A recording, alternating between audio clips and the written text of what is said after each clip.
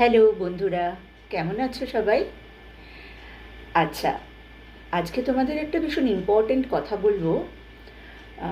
সেটা হচ্ছে তোমাদের রেগুলার লাইফ রুটিনে সকালবেলায় এই জিনিসটা খাবার চেষ্টা করো। সেটা হচ্ছে 3 টুকরো আপেল নেবে, 3 টুকরো গাজর নেবে,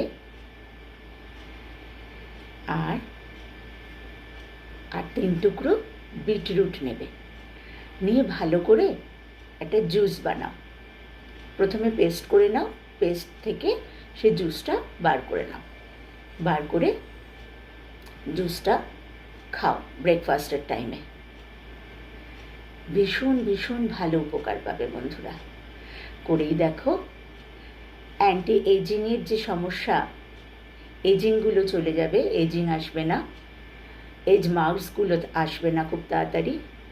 হেয়ার ফল একটু কমে যাবে, যাদের খুব হেয়ার ফল হচ্ছে তাদের হেয়ার ফল কমে যাবে, রিগ্রোথও আসবে, শরীরটা ভেতর থেকে ভালো হবে।